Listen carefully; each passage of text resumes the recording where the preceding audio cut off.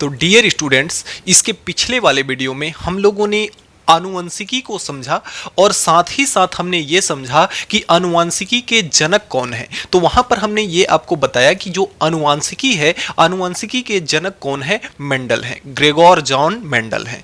तो देखिए, जो ग्रेगोर जॉन मेंडल हैं, हमने पिछले वीडियो में इस बात की भी चर्चा करी थी कि जो ग्रेगोर जॉन मेंडल हैं उन्होंने अपना प्रयोग किस पर किया? तो उन्होंने अपना प्रयोग मटर के पौधे पर किया। और वह मटर का पौधा कैसा था? उद्यान मटर था, यानी गार्डन पी था। उन्होंने अपना परीक्षण जो भी किया किस पर किया? गार्डन पी पर किया। तो आज का जो हमारा टॉपिक है उसमें हम पढ़ेंगे मेंडल के प्रयोग और उनका उद्देश्य, यानी कि मेंडल ने अपना प्रयोग किस प्रकार से किया और उनका उद्देश्य क्या था। इस बात का अध्ययन आज के हम इस वीडियो में करने वाले हैं। वीडियो एकदम सहज सरल और बिल्कुल आपकी भाषा में समझाया जाएगा। तो आइए बिना देर के वीडियो को शुरू करते हैं। तो देखिए, सबसे पहली चीज, इस टॉपिक को पढ़ने से पहले आइए थोड़े से छोटे छोटे परिभाषाओं से आइए आपको मिलाते हैं, उसके बाद हम चलेंगे टॉपिक की ओर। जैसा कि पिछले वीडियो में हमने आपको बताया था कि जो भी आपके शरीर में आपके माता पिता से लक्षण आए हुए हैं वह किसके माध्यम से आते हैं? वह आते हैं डीएनए के माध्यम से। डीएनए का फुल फॉर्म होता है डीऑक्सी राइबो न्यूक्लिक अम्ल। तो देखिए, डीएनए जो होता है जिसे हम कहते हैं आनुवंशिक पदार्थ कहते हैं। क्या कहते हैं? आनुवंशिक पदार्थ। देखिए, अनुवांशिकी क्या था? अनुवांशिकी पूर्वजों के लक्षणों का पीढ़ी दर पीढ़ी संतान में आना क्या कहलाता था? अनुवंशिकी कहलाता था। और जो पूर्वजों के जो लक्षण हैं वे संतानों तक किस माध्यम से आते हैं? डीएनए के माध्यम से आते हैं। तो लक्षणों का आना तो आपका अनुवंशिकी कहलाता है, और जिसके माध्यम से आता है, यानी कि जो जिसके द्वारा आपके शरीर में वे लक्षण नजर आते हैं, वे क्या है? डीएनए। तो ऐसे पदार्थ जिनके द्वारा वे लक्षण नजर आते हैं उन्हें हम कहते हैं अनुवांशिकी पदार्थ कहते हैं, अनुवांशिक पदार्थ कहते हैं। तो डीएनए क्या है? आपका अनुवांशिक पदार्थ है।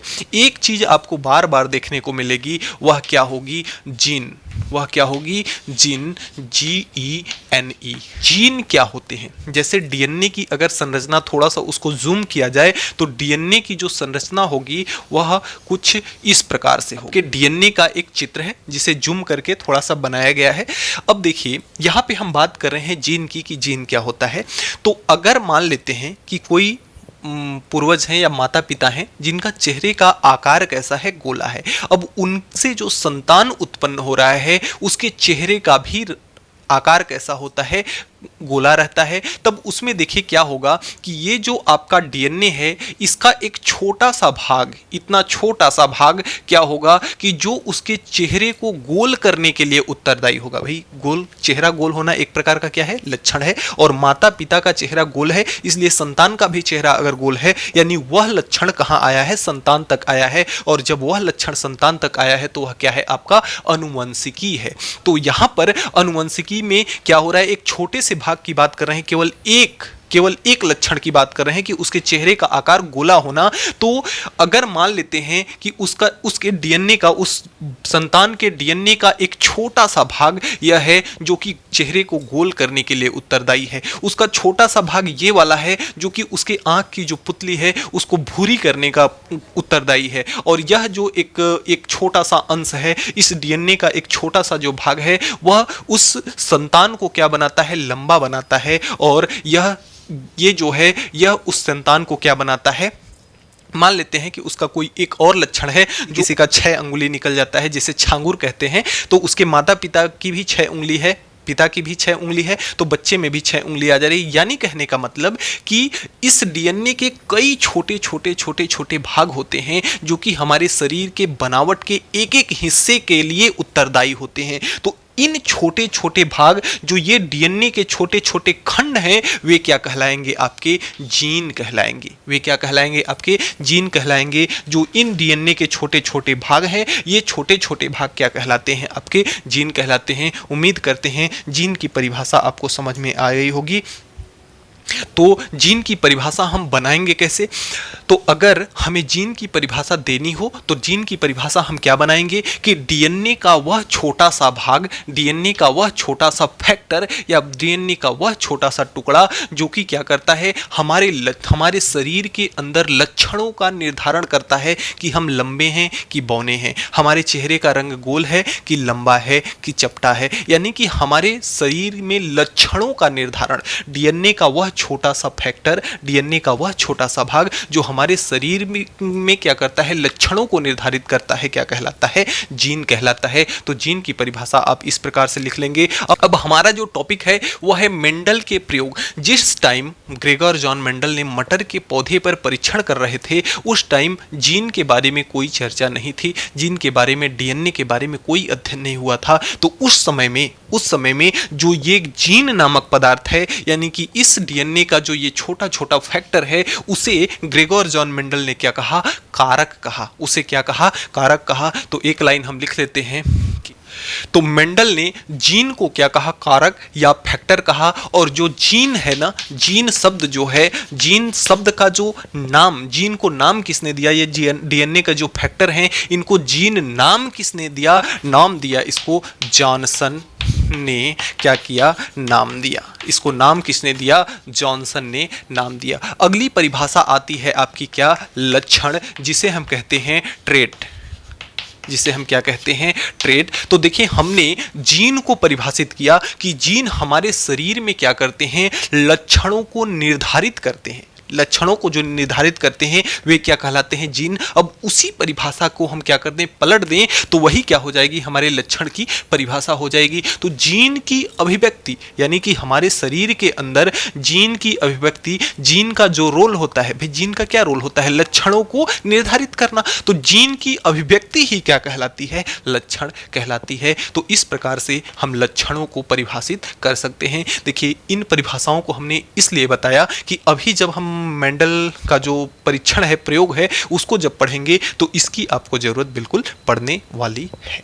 तो इसलिए इस परिभाषा को आप याद रखेंगे कि जीन क्या है, जीन डीएनए के वे फैक्टर हैं, डीएनए के वे छोटे छोटे टुकड़े हैं जो कि हमारे शरीर में लक्षणों का निर्धारण करते हैं। अब उसी परिभाषा को हम पलट देंगे तो लक्षण का परिभाषा हो जाएगा कि जीन की अभिव्यक्ति, जीन जो अभिव्यक्ति हमारे शरीर के अंदर करता है, जो हमारे शरीर के अंदर अभिव्यक्ति उसकी क्या है, लक्षणों को निर्धारित करना, यानी हमारे शरीर का आकार बनाना, हमारे शरीर की लंबाई, मोटाई, चौड़ाई, ये सब बढ़ाना, ये सब क्या है, जीन की अभिव्यक्ति है। और जिसे ही हम क्या कहते हैं, लक्षण कहते हैं। भाई जीन की अभिव्यक्ति अगर हमारे शरीर को गोल कर रहा है तो हमारे शरीर का गोल होना क्या है, एक लक्षण है, जो कि क्या है, जीन की अभिव्यक्ति है। तो जीन की अभिव्यक्ति क्या है, लक्षण कहलाती है। और डीएनए के वे छोटे छोटे भाग जो हमारे शरीर में लक्षणों का निर्धारण करते हैं वे क्या कहलाते हैं, जीन कहलाते हैं। तो इस तरह से हमारी परिभाषाएं संपन्न होती है। तो बच्चों हम लोगों ने जीन और लक्षणों की परिभाषा को हमने पढ़ लिया।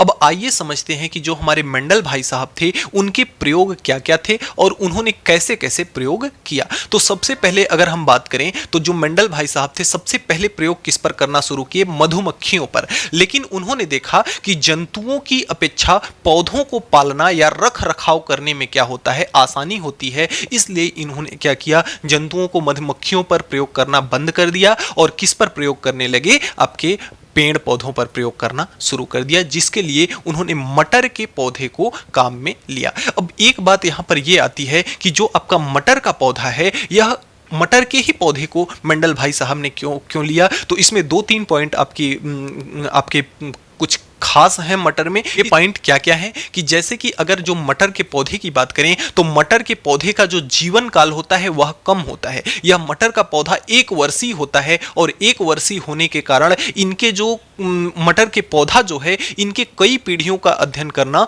आसान हो जाएगा, क्योंकि हमारी लाइफ बहुत ज़्यादा नहीं होती है। अगर हम मनुष्य पर अगर प्रयोग करना शुरू कर दें तो मनुष्य क्या होता है, वो उसकी आयु 50 साल की होती है, तो दूसरी पीढ़ी आने के लिए हमें कम से कम 25 30 साल वेट करना पड़ेगा, फिर तीसरी पीढ़ी आने में 30 साल वेट करना पड़ेगा, तब तक हमारा क्या हो जाएगा, राम नाम सत्य हो जाएगा। इसलिए इन्होंने मटर के पौधे को इसलिए लिया क्योंकि मटर के पौधे का जो जीवन काल होता है वह 1 वर्ष का होता है, तो इसके कई पीढ़ियों का अध्ययन करना आसान हो जाता है। दूसरा कि जो मटर का पौधा है उस पर आसानी से हम पर परागण उसके करा सकते हैं, मटर के पौधे का आसानी से पर परागण करा सकते हैं। और इसका अगला पॉइंट है कि जो मटर है ऐसे तो द्विलिंगी पौधा होता है, इसमें नर एवं मादा अंग दोनों होते हैं, लेकिन अगर इसके पुमंग को निकाल दिया जाए, पुमंग को निकाल दिया जाए तो यह एक लिंगी पौधे के भांति क्या करता है, व्यवहार करता है। तो एक तो गुण इसका ये हो गया। दूसरा, इसमें जो लक्षण होते हैं ना, इसके विपरीत लक्षण एकदम स्पष्ट रूप से दिखाई देते हैं।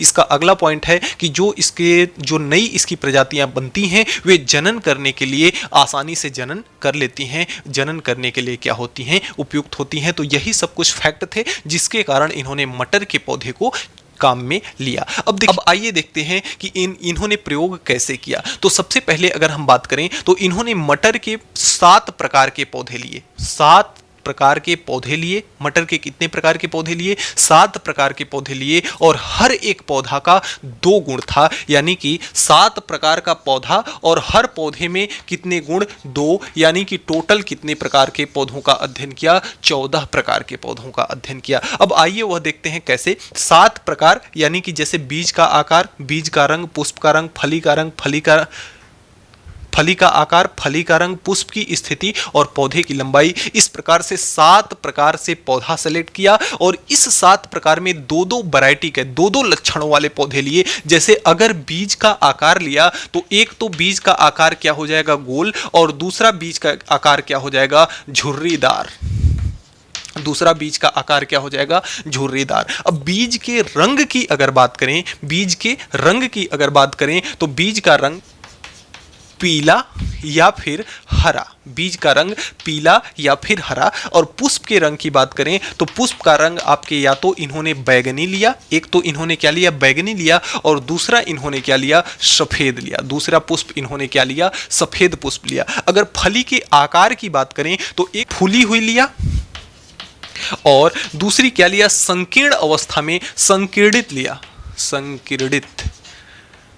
संकीर्णित फली यानी कि पचकी हुई एक फली लिया इन्होंने, और एक फूली हुई उभरी हुई फली लिया। दूसरा फली का रंग, तो पहले में इन्होंने फली का रंग कैसा लिया? हरा लिया, और दूसरे में फली का रंग कैसा लिया? पीला लिया। पुष्प की स्थिति, अब पुष्प की स्थिति या तो इन्होंने क्या लिया? कक्षस्थ लिया, या तो फिर इन्होंने क्या लिया? अग्रस्थ लिया। अब देखिए कक्षस्थ और अग्रस्त क्या चीज है। जैसे अगर यह कोई एक क्या है? पौधा है, और इस प्रकार से इसमें शाखाएं निकली हुई हैं, और यह एक प्रकार का क्या है? पौधा है, और इस प्रकार से अगर शाखाएं निकली हुई हैं तो कक्षस्थ क्या हुआ और अग्रस्त क्या हुआ? कक्षस्थ का मतलब कि इसमें फूल यहाँ से निकल रहे हों, इस जगह से इसमें फूल निकल रहे हों, इस जगह से यहाँ पे इसमें क्या निकल रहे हों? फूल निकल रहे हों। यानी कि डाली जहां से शुरू हुई है वहीं से अगर फूल निकले तो उस पुष्प की स्थिति को हम क्या कहते हैं? कक्षस्थ कहते हैं। और अगर डाली जहां पर अंत हुई हो वहां पर अगर फूल निकले तो उस स्थिति को हम क्या कहते हैं? अग्रस्त कहते हैं। तो पुष्प की स्थिति एक में इन्होंने कक्षस्थ लिया, दूसरे में क्या लिया? अग्रस्त लिया। और पौधे की लंबाई एक में इन्होंने क्या लिया? लंबा लिया, तो दूसरे में इन्होंने क्या लिया?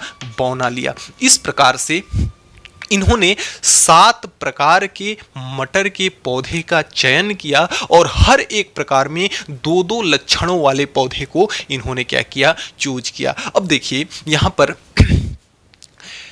इसके पास लक्षणों के कितने ऑप्शन हैं? 2 ऑप्शन, या तो गोल होगा या तो झुर्रीदार होगा। इसके पास रंग के कितने ऑप्शन हैं? 2 ऑप्शन, या तो पीला होगा या हरा होगा। यानी कि लक्षणों के जो विकल्प आपको दिख रहे हैं, लक्षणों के जो प्रकार दिख रहे हैं जो, उसे हम कहते हैं विकल्पी। उसे हम क्या कहते हैं?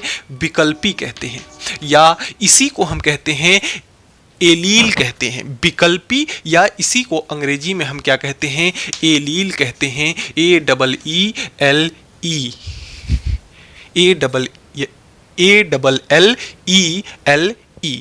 एलील या तो इसको हम क्या कहते हैं, विकल्पी। हमने क्या बताया कि जो आपके लक्षण गोल और झुर्रीदार, पीला, हरा, बैंगनी, सफेद, यह क्या है, उसके लक्षण हैं। और उस लक्षणों का जो विकल्प है, दो या दो से अधिक विकल्प का होना क्या कहलाता है, आपका विकल्पी कहलाता है या तो एलील कहलाता है। तो यानी प्रत्येक पौधे का कितने एलील थे, दो दो एलील थे। बीज का आकार है तो बीज के आकार के कितने एलील थे, दो एलील थे। रंग है तो रंग के कितने एलील थे, दो एलील थे। तो इस प्रकार से जो मेंडल भाई साहब थे उन्होंने क्या किया, इसका चयन किया और इन पौधे के लक्षणों का क्या किया, इन्होंने अध्ययन किया। अब आप इसका एक स्क्रीनशॉट लें, फिर आगे इसके बारे में चर्चा हम करते हैं। तो हमने लक्षणों को और एलील को समझा। अब आइए देखते हैं, यह थोड़ा सा समय आपके लिए इंपॉर्टेंट है, ध्यान से समझिएगा। जैसे अगर हम मनुष्य की बात करें तो मनुष्य में कितने गुणसूत्र होते हैं, 46 गुणसूत्र कितने होते हैं मनुष्य में, जो गुणसूत्रों की संख्या है, गुणसूत्र कितने होते हैं, 46 होते हैं। और ये जो गुणसूत्र है ना, मनुष्य में जो गुणसूत्र हैं यह द्विगुणित होते हैं। मनुष्य में जो गुणसूत्र हैं यह क्या होते हैं, द्विगुणित होते हैं, यानी कि डिप्लॉयड होते हैं। क्या होते हैं, द्विगुणित होते हैं या डिप्लॉयड होते हैं। अब इसका मतलब क्या होगा, ये गुणसूत्र जो होते हैं 2n के रूप में होते हैं, यानी कहने का मतलब यह है द्विगुणित होना, यानी कि यह हमेशा जोड़े के रूप में होता है। आपने देखा होगा कि जब जैसे जो सेक्स क्रोमोसोम होता है वह XX या XY करके होता है, यानी कि जो गुणसूत्र होते हैं हमेशा जोड़े के रूप में होते हैं, इसलिए इसे हम क्या कहते हैं, डिप्लॉयड कहते हैं या द्विगुणित कहते हैं। लेकिन जब इसके मध्य जनन होता है, जब इसके मध्य जनन होता है तो केवल इसमें से 46 में से 23 गुणसूत्र जो होते हैं वह कहाँ जाते हैं, वह किसके जाते हैं, नर के जाते हैं, और 23 गुणसूत्र किसके जाते हैं, मादा के जाते हैं। यानी कि शुरू में जब जीव था, शुरू में जब उसके अंदर जीव था तो उसमें कितने गुणसूत्र थे, 46 गुणसूत्र थे। लेकिन जब जनन हुआ तो नर के कितने गुणसूत्र गए, 23, और मादा के कितने गुणसूत्र गए, 23। अब यह गुणसूत्र जोड़ी में नहीं गया, यानी कहने का मतलब कि जब जनन की क्रिया हुई, प्रजनन की जब क्रिया हुई, तो ये गुणसूत्र जो जोड़े में था, डिप्लॉयड था, वह अब जोड़े में नहीं रहा। उस जोड़े में से केवल एक ही गुणसूत्र इसके पास गया, यानी कि अब यह क्या हो गया, अगुणित हो गया। यह क्या हो गया, अब अगुणित हो गया, यानी कि हैप्लॉयड।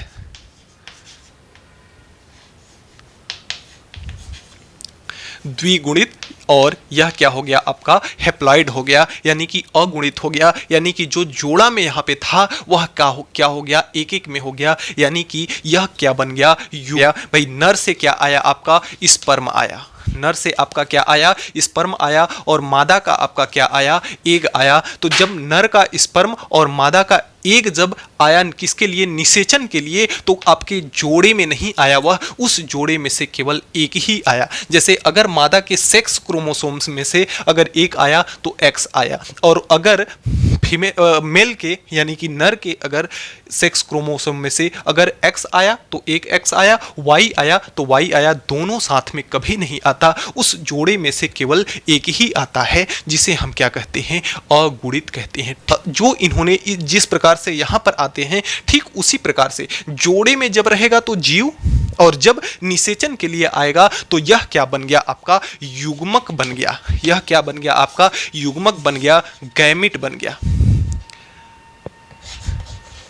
यह क्या बन गया, आपका गैमेट बन गया, यानी कि युग्मक बन गया। अब जब अगुणित में आ जाएगा तब क्या बन जाएगा, यह युग्मक बन जाएगा। तो अगले क्रम में आइए हम समझते हैं कि मेंडल भाई साहब के प्रयोग क्या थे और ये प्रयोग इन्होंने किस प्रकार से किया। उसमें से जो मटर के 7 प्रकार के पौधे थे उसमें से एक प्रकार को लेते हैं। जैसे अगर हम ले लें पौधे की लंबाई, तो यहां पे हम लंबाई के एलील को लें, लंबाई का एलील या विकल्पी, लंबाई के एलील या उसके विकल्पी को लें, तो लंबाई, पौधे की जो लंबाई थी उसके 2 एलील थे। एक तो पौधा लंबा था और दूसरा पौधा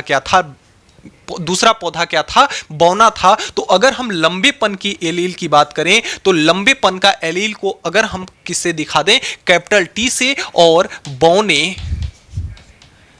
बौनेपन का एलील अगर ले लें, पौधे के बौनेपन का एलील अगर ले लें, बौनेपन का विकल्प अगर ले लें, तो विकल्प हमारा क्या हो जाएगा, स्मॉल टी से। यानी कि लंबे पौधे को कैपिटल टी से दर्शा रहे हैं और बौने पौधे को स्मॉल टी से दिखा रहे हैं। यानी कि आप समझिएगा बात को, अभी अभी हमने आपको बताया था कि जब आपका जो एलील है वह जोड़े में अगर रहता है तो आपका जीव रहेगा, लेकिन अगर यह जोड़े में नहीं रहता है तो आपका क्या रहेगा, युग्मक रहेगा, गैमिट रहेगा। क्या रहेगा, आपका गैमिट रहेगा, युग्मक के रूप में रहेगा। जैसे ही इसका जोड़ा बनेगा, जैसे ही इसके मध्य परागण होगा, तो यह क्या बन जाएगा, पौधा बन जाएगा, जीव बन जाएगा। यानी जब कभी भी इसको हम इस प्रकार से लिख दें, इस प्रकार से जोड़े के रूप में लिख दें, या इस प्रकार से अगर हम जोड़े के रूप में लिख दें, तो यह आपका पौधा होगा। लेकिन अगर इसके जोड़े को हटा दें,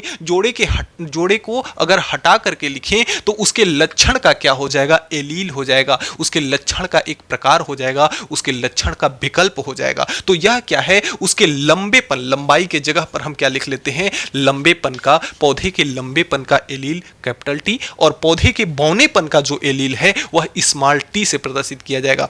अब जब इसके मध्य परागण कराया जाएगा तो इसमें देखिए क्या बन सकता है, या तो जब पौधा बनेगा तो या तो दोनों कैपिटल टी एक में आ जाए, या तो यह भी हो सकता है कि दोनों स्मॉल टी एक में आ जाए। अब यह पौधा है, यह आपका युग्मक नहीं है, यह आपका एलील नहीं है, यह एक आपका क्या है, पौधा है। इसमें दो प्रकार के एलील शामिल हैं, यानी इसमें दो जीन शामिल है। इसमें कौन से, भाई कैपिटल टी है तो लंबेपन का एलील है, यानी कि इसमें जीन जो हैं, दोनों जीन क्या है, लंबाई के हैं, दोनों जीन क्या है, लंबेपन के हैं। और इसकी बात करें अगर, तो इसमें दोनों जीन किसके हैं, बौनेपन के हैं। तो इसमें या तो भाई कैपिटल टी, दोनों में क्या आ सकता है, कैपिटल टी, या तो दोनों में स्मॉल टी, या एक ऐसा भी हो सकता है जब इसके और इसके मध्य परागण कराया जाए तो एक ऐसा भी कंडीशन आ सकता है कि एक कैपिटल टी आए और दूसरा क्या आए, स्मॉल टी आए। तो देखिए जब किसी भी जीव में किसी लक्षण के लिए, भाई यहाँ पे लक्षण क्या है, लंबाई है, चाहे लंबापन हो चाहे बौनापन हो, क्या है, एक लंबाई है। तो किसी भी जीव में किसी लक्षण के लिए यदि दोनों एलील क्या हो, समान हो, दोनों एलील क्या हो, समान हो, तो उसे हम कहते हैं समयुग्मजी। उसे हम क्या कहते हैं, समयुग्मजी, यानी कि इसे कहते हैं समयुग्मजी या होमोजीनियस कहते हैं, होमोजीनियस, जिसकी अभी हमने क्या परिभाषा बताया कि ऐसे किसी जीव के लक्षणों के ऐसे एलील जो कि दोनों एलील क्या हो, समान हो। किसी जीव के लक्षणों के ऐसे एलील जिसमें दोनों एलील समान हो, उसे हम क्या कहते हैं, समयुग्मजी कहते हैं। उसे हम क्या कहते हैं, समयुग्मजी कहते हैं। यहाँ भी दोनों एलील क्या है, समान है। यहाँ भी बौनेपन का एलील है, बौनेपन का एलील है, यानी कि यह जीव जो आपका बना है, इसके अंदर इसके लक्षण के जो दोनों एलील हैं,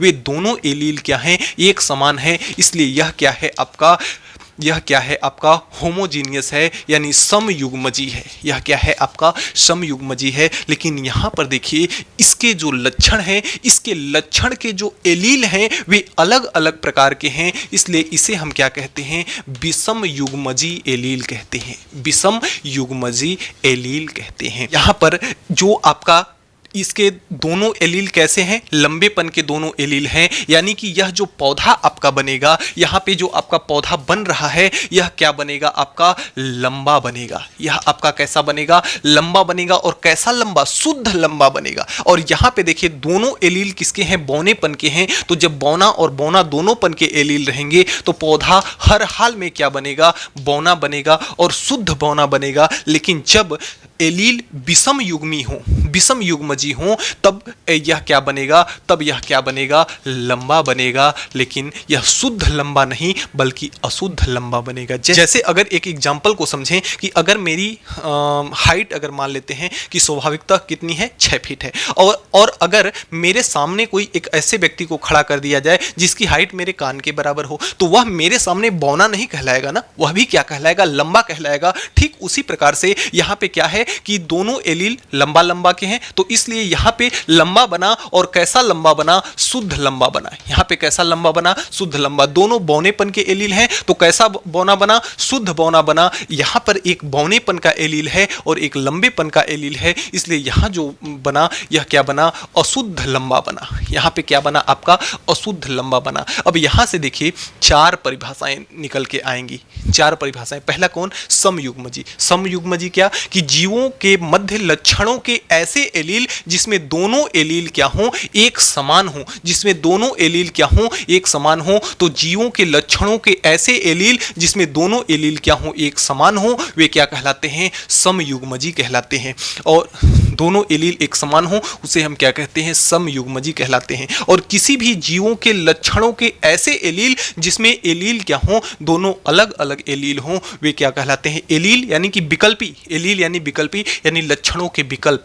अगर इसको और भी थोड़ा सा हिंदी में अगर हम जाके बताएं, यदि किसी जीव के में किसी जीव के लक्षणों के लिए, यदि किसी जीव के लक्षणों के लिए यदि दोनों विकल्पी क्या हों? अलग अलग हों, दोनों विकल्पी अलग अलग हों, तो विषमयुग्मजी। अगर किसी भी जीव के लक्षणों के लिए दोनों विकल्पी एक समान हों तो समयुग्मजी, एक समान हो तो समयुग्मजी। ये 2 परिभाषाएं आप समझ गए। अब एक परिभाषा और यहां से आपकी बनेगी। कैसे? यहां पे देखिए एक पौधा लंबेपन का एक एलील है और एक एलील बौनेपन का है, लेकिन पौधा कैसा बन रहा है? लंबा ही बन रहा है। भले ही एक एलील इसका लंबेपन का हो और एक एलील आपका बौनेपन का हो, लेकिन जो पौधा बना वह कैसा बना? लंबा बना। यानी कि इसमें एक एलील कैसा है? लंबेपन का है, लंबेपन का है, और एक एलील कैसा है? बौनेपन का है, लेकिन फिर भी पौधा जो बन रहा है कैसा बन रहा है? लंबा बन रहा है। हो क्या रहा है? इसमें 2 एलील तो आपके हैं, 2 एलील तो आपके हैं, एक लंबेपन का है,